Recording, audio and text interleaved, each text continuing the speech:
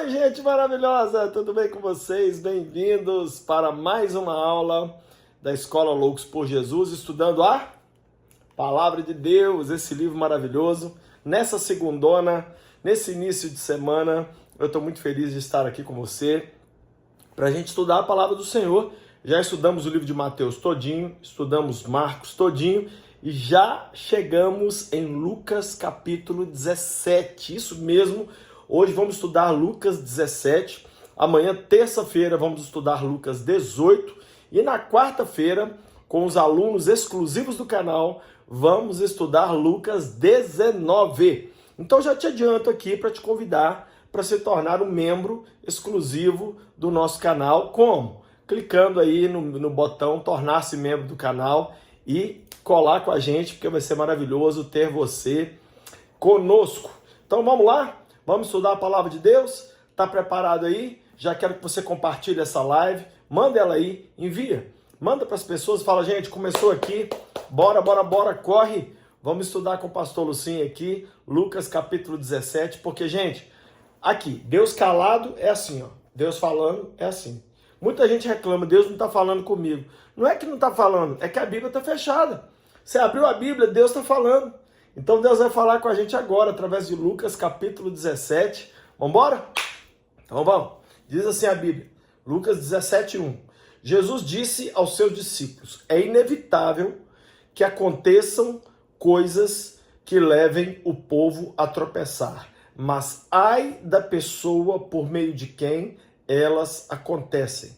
Seria melhor que ela fosse lançada no mar com uma pedra de moinho amarrada ao pescoço do que levar um desses pequeninos a pecar. Jesus começa falando sobre a indução ao pecado. Jesus começa falando assim, que é terrível coisa aquela pessoa que traz escândalo. O que é uma pessoa que traz escândalo? É aquela pessoa que começa a dizer que é de Jesus, que serve a Deus, que ama o Senhor, mas de repente adota um comportamento que não tem nada a ver com o cristão. Nada a ver.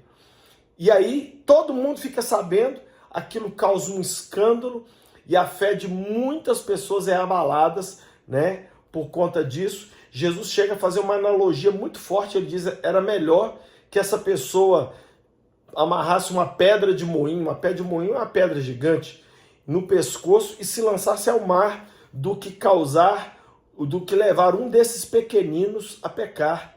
Então, o verso 3 diz, tome cuidado. Se o teu irmão pecar, repreenda-o. E se ele se arrepender, perdoa-lhe. Então, Jesus está dizendo que é triste quando você leva alguém a pecar. Isso é muito terrível. Mas Jesus também está dizendo que se você é aquele que está vendo o irmão pecar, você precisa repreender o irmão e se ele se arrepender, perdoe-lhe. Perdoe. Né? Então Jesus fala primeiro do ponto de vista daquele que causa o escândalo e depois Jesus fala do ponto de vista daquele que é o que está vendo o escândalo. Aí, verso 4, se ele pecar contra você 7 vezes no dia e 7 vezes voltar a você e disser, estou arrependido, perdoe-lhe. Tá vendo por que muita gente, eu sou cristão, eu sou seguidor de Jesus. É nada, não é nada. Você tem condições de fazer isso aqui que Jesus falou? Se uma pessoa te ofender 7 vezes dentro de um dia, e essa pessoa te pedir perdão, você perdoa ela 7 vezes. 7! Olha o que está sendo escrito aqui, gente, para mim e para você, né?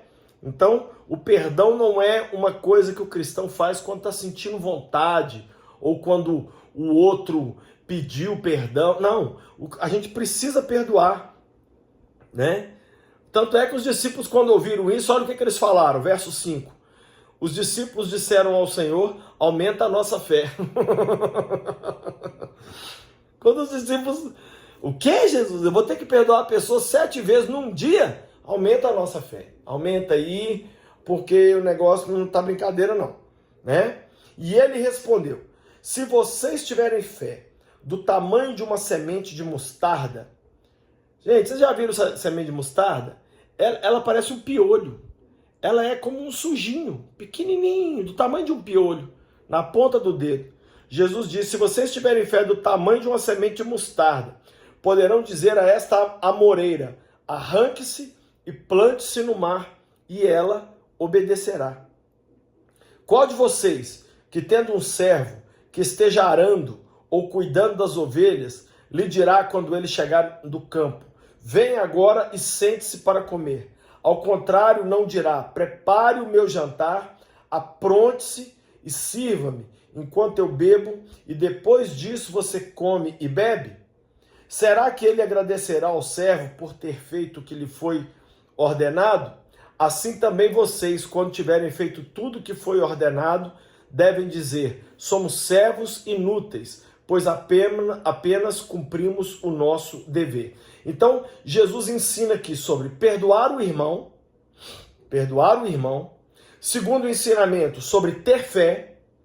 Se você tiver fé do tamanho de um grão de mostarda, você vai remover problemas, e você vai remover montanhas, e você vai fazer o extraordinário. E a terceira coisa, ele fala sobre o dever. O que é isso?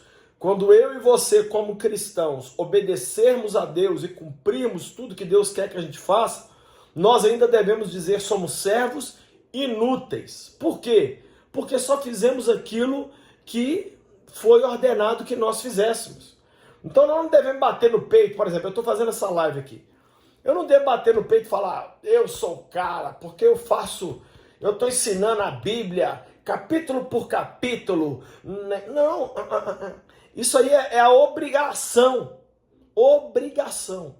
É o que Deus está nos ensinando aqui, Jesus está nos mostrando aqui no início de Lucas capítulo 17.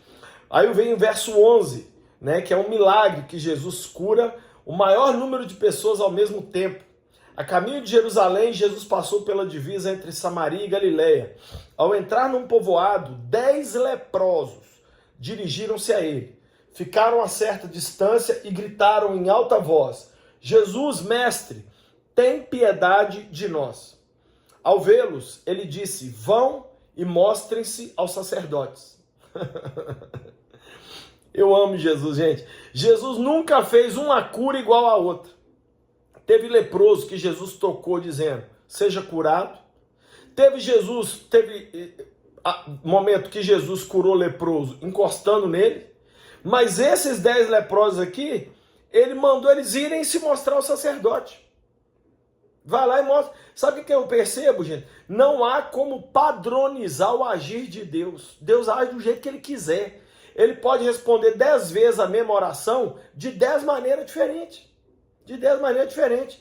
Ele falou o que então? Vai e mostre-se aos sacerdotes. Enquanto eles iam, foram purificados. Olha, 10 leprosos, enquanto eles caminhavam para ir para a igreja, para se apresentar para o sacerdote, eles foram sendo purificados ao longo do caminho.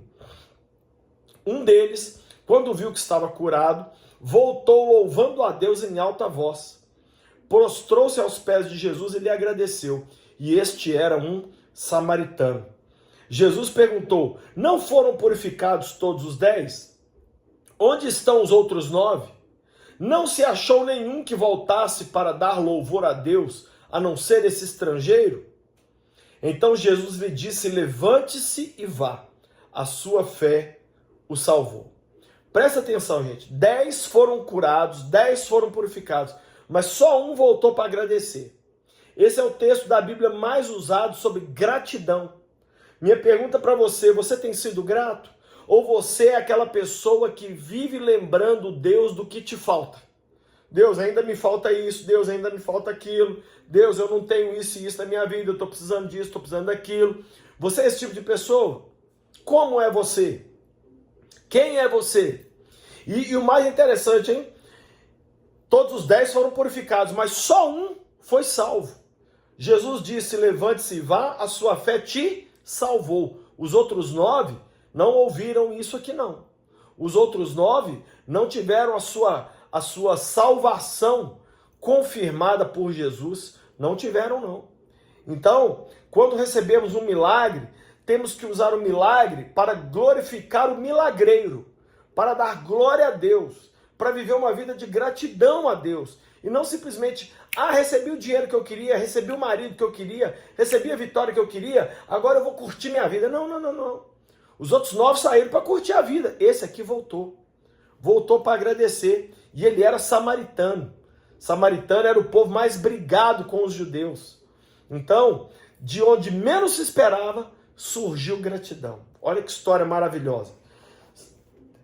Lucas 17, verso 20 agora. Certa vez, tendo sido interrogado pelos fariseus sobre quando viria o reino de Deus, Jesus respondeu: o reino de Deus não vem de modo visível, nem se dirá, aqui está ele ou lá está, porque o reino de Deus está no meio de vocês. O que os fariseus e os discípulos de Jesus, e ninguém daquela época conseguia entender, gente? Eles eram uma nação oprimida por Roma. Então eles achavam que o reino de Deus viria politicamente. Eles achavam que o Messias, o Salvador, viria para implantar um reino físico. O Messias se tornaria o presidente da República que livraria o povo de Israel da mão dos romanos. Mas Jesus explicou para eles: não, o reino de Deus não vem de forma externa. O reino de Deus não vem com arma, com escudo, com faixa presidencial, não. O reino de Deus, ele estará entre vós. Ele estava falando de quê, gente? Ele estava falando do Espírito Santo. Do Espírito Santo. Então, que dia que foi a vinda oficial do reino de Deus? No dia de Pentecostes. No dia que o Espírito Santo veio. E aí nasceu a igreja do Senhor. Era disso que Jesus estava explicando aqui para os fariseus. Verso 22. Depois Jesus disse aos discípulos: chegará o tempo em que vocês desejarão ver um dos dias do Filho do Homem, mas não verão. Dirão a vocês: lá está ele, ou aqui está. Não se apressem em segui-los, pois o Filho do Homem no seu dia será como relâmpago, cujo brilho vai de uma extremidade à outra do céu. Mas antes é necessário que ele sofra muito e seja rejeitado por essa geração. Jesus começa a explicar como vai ser a volta dele. E Jesus começa a dizer: vai ter falsos cristos aí. Mas o sinal da minha vinda é que eu vou vir do céu, vai ser um risco, um raio. E ninguém vai conseguir imitar isso que eu vou fazer, né? Eu vou brilhar de um canto ao outro do céu. E aí ele faz uma comparação, olha o verso 26. Assim como foi nos dias de Noé, também será nos dias do Filho do Homem. Pois o povo vivia comendo, bebendo, casando-se, dando-se em casamento, até o dia em que Noé entrou na arca. Então veio o dilúvio e os destruiu a todos. Então Jesus está dizendo: quando eu voltar, vai ser igual na época de Noé. Estava todo mundo vivendo a vida, até que Noé entrou na arca e o mundo acabou. E agora ele faz uma segunda comparação. Verso 28. Aconteceu a mesma coisa nos dias de Ló. O povo estava comendo, bebendo, comprando, vendendo, plantando e construindo. Mas no dia em que Ló saiu de Sodoma, choveu fogo e enxofre do céu e os destruiu a todos. Acontecerá exatamente assim no dia em que o Filho do Homem for revelado. Então Jesus está dando exemplos do Velho Testamento para explicar como será a volta dele, para mostrar como será o fim dos tempos, a volta de Jesus. Aí o verso 31 ele diz: naquele dia, quem estiver no telhado da sua casa não deve descer para apanhar os seus bens dentro de casa. Semelhantemente, quem estiver no campo não deve voltar atrás para pegar coisa alguma. Ou seja, Jesus está dizendo: não se preocupe com bens materiais quando chegar aquele momento, porque bens materiais não vão fazer diferença nenhuma. Verso 32, lembrem-se da mulher de Ló. Como que foi a história da mulher de Ló, gente? Deus falou: sai correndo da cidade e não olhe para trás, porque vai chover fogo do céu. A Bíblia diz que a mulher de Ló olhou para trás. Ela olhou para trás e ela se transformou no quê? Numa estátua de sal. O que é olhar para trás, gente? É olhar para o mundo, é olhar para os prazeres, é olhar para a vida lá sem Cristo. Não tenha saudade da sua época sem Deus. Não vale a pena. Não vale a pena. Né? Lembrai-vos da mulher de Ló. Verso 32. Verso 33. Quem tentar conservar a sua vida, vai perdê-la.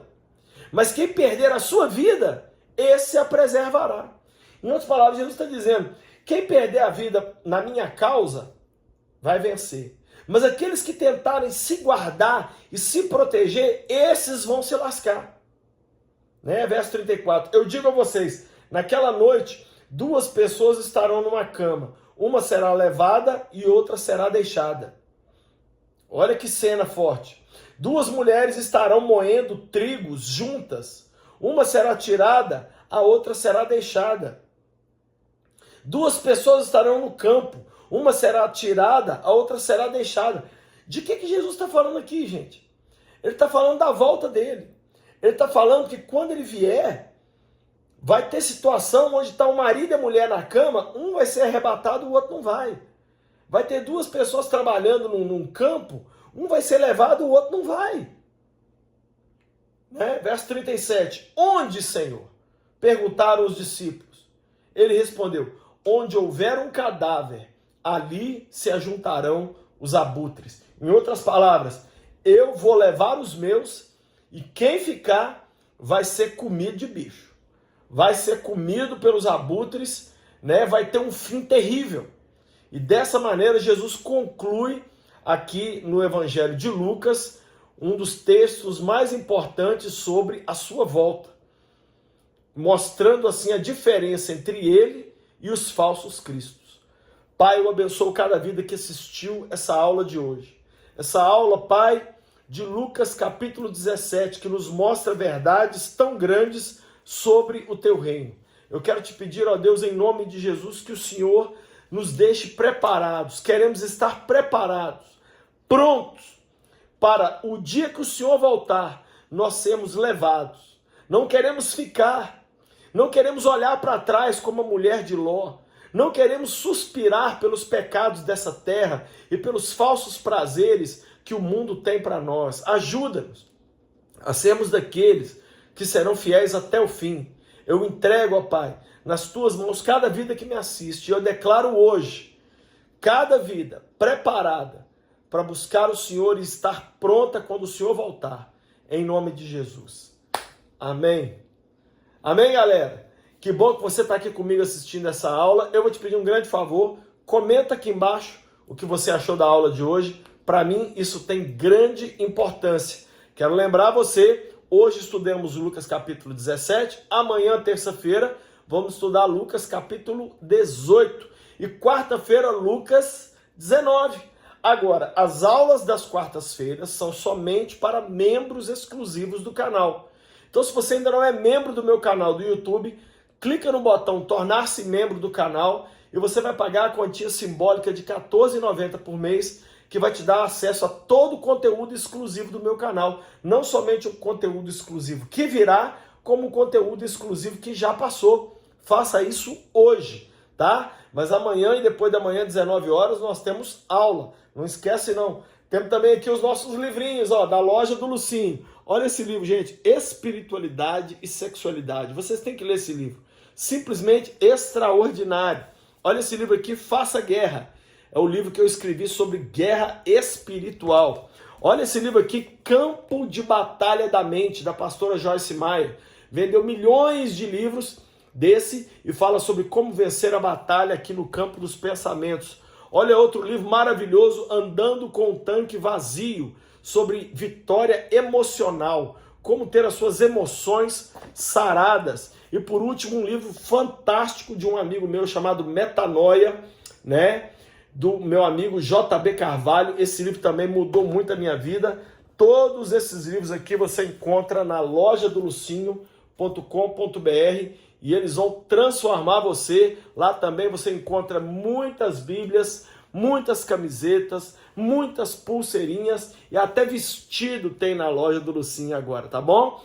Então, comprando acima de R$170, o frete é grátis para todo o Brasil. Também, se você sonha em conhecer Israel, vem comigo, com a minha família. Em 2023, agora, esse ano, vamos para 2 caravanas, uma em março para o Egito e para Israel, e outra em setembro para um cruzeiro pelas Ilhas Gregas e Israel. Em 2024, em março, nós vamos para Dubai, Israel. E também no ano que vem, vamos em outubro, mais uma vez, para Israel. Acesse hoje o site viagemcolucinho.com.br, pega lá todo o roteiro das viagens, todas as informações e vem com a gente, porque nós estamos dividindo de muitas vezes, porque queremos caminhar com você nos lugares por onde Jesus andou, tá bom? Um beijo para vocês, vejo vocês aqui amanhã na aula e sejam loucos por Jesus.